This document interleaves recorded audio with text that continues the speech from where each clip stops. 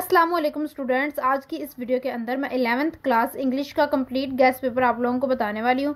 Students, कुछ जो चीज़ें थी इंपॉर्टेंट वो मैंने पहले शेयर कर दी थी ताकि आप लोग जो है उनकी पहले से तैयारी कर लें। उसके अलावा इस वीडियो के अंदर मैं आप लोगों को सब्जेक्टिव प्लस ऑब्जेक्टिव बताने वाली हूँ।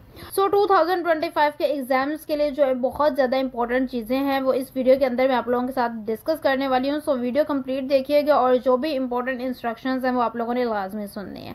हम गेस्ट पेपर की तरफ चलते हैं। यहाँ पर हम लोग आ चुके हैं गेस्ट पेपर की तरफ। सो फर्स्ट ऑफ ऑल यहाँ पर आप लोगों को एमसीक्यूज शो होंगे, ये आहिस्ता से स्क्रॉल डाउन होते रहेंगे। बेसिकली बहुत सारे कमेंट्स आए थे कि मैं बहुत तेजी से स्क्रॉल डाउन करती हूँ, थोड़ा आहिस्ता किया करूँ, लेकिन उसकी वजह ये थी कि वीडियो थोड़ी लंबी हो जाती थी तो मैं वीडियो शॉर्ट बनाना चाहती थी ताकि आप जो है ना शॉर्ट वीडियो के अंदर ही चीज़ें जो है ना जल्दी से देख लें और आप लोगों को लॉन्ग वीडियो के अंदर ज़्यादा टाइम वेस्ट ना करना पड़े। लेकिन बेसिकली आप जो हैं लॉन्ग वीडियो के अंदर ही चीज़ों को क्लियरली अंडरस्टैंड कर पाएंगे, क्योंकि तेज़ी से अगर हम लोग चलाते रहेंगे तो बेसिकली इसमें चीज़ें नज़र ही कहाँ आएंगी, क्वेश्चंस एंड एमसीक्यूज रह जाते हैं।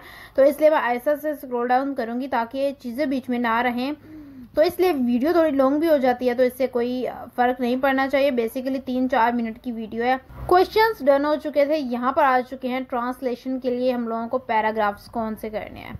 तो यहाँ पर ये जो चैप्टर्स के पैराग्राफ्स होते हैं ये वो वाले हैं। जो इम्पोर्टेंट पैराग्राफ्स थे वो मैंने आप लोगों को यहाँ शेयर कर दिए हैं। इंपॉर्टेंट क्वेश्चंस भी आप लोगों को बताए हैं, एमसीक्यूज़ भी मैंने आप लोगों को ये बताना है कि आप लोग जो है ना अपनी एक्सरसाइज के एमसीक्यूज़ लाजमी करिएगा।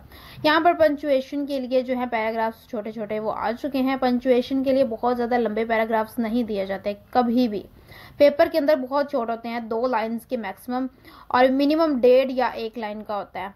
यहाँ पर आ चुकी है रेफरेंस एंड कॉन्टेक्स्ट। यहाँ पर उनके लिए मैंने यहाँ पर आप लोगों को प्रोवाइड किए हैं क्या उन्हें कहते हैं, पोइट्री और वगैरह।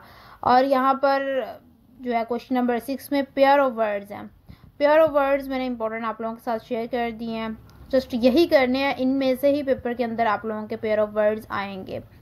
इंपॉर्टेंट चीज़ें बहुत ज़्यादा इंपॉर्टेंट है, बार बार कह रही हूँ, ये चीज़ें बहुत ज़्यादा ज़रूरी हैं, तो इनको आप लोगों ने कम्प्लीटली प्रिपेयर कर लेना है। जिन स्टूडेंट्स की अभी बिल्कुल तैयारी नहीं है, उनको ये बहुत ज़्यादा लग रहे हैं, तो बेसिकली वो अपने चैप्टर्स के मुताबिक, लाइक मैंने पेयरिंग स्कीम प्रोवाइड की है, पेयरिंग स्कीम के मुताबिक चैप्टर्स जो बन रहे हैं उन चैप्टर्स के आप लोग जो हैं क्वेश्चंस कर लें।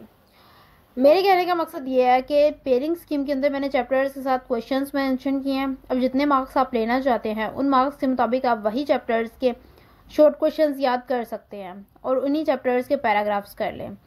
यहाँ पर एमसीक्यूज सिनोनिम्स के आ चुके हैं।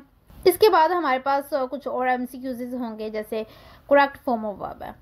बेसिकली आपको मैं पेयरिंग स्कीम का एक दफ़ा दोबारा से एक्सप्लेन कर देती हूँ कि आपने क्या करना है कि आप जो है ना इतने ज़्यादा क्वेश्चंस प्रिपेयर नहीं कर सकते। बेसिकली टॉपर्स ये कर सकते हैं और जो वीक स्टूडेंट होते हैं मैं उनको भी यही कहूँगी कि वो ये सारी चीज़ें कर सकते हैं। बेसिकली माइंडसेट सबका सेम होता है, लेकिन वो प्रिपेयर नहीं करना चाहते, तैयारी नहीं करना चाहते या बिल्कुल तैयारी भी स्टार्ट ही नहीं की, तो उनके लिए मैं कह रही हूँ कि आप जो है ना पेयरिंग स्कीम के मुताबिक, बेसिकली जो भी स्टूडेंट है जिन्होंने तैयारी नहीं सही तरीके से, जो कहते हैं कि हम लोगों ने जस्ट एवरेज मार्क्स लेने हैं, पास होना है, तो उनको मैं यही कहूँगी आप पेयरिंग स्कीम के मुताबिक अपने गेस्ट पेपर को फॉलो करें, पेयरिंग स्कीम पर जाएं, वहाँ से इंपॉर्टेंट चैप्टर्स जो हैं वो करें।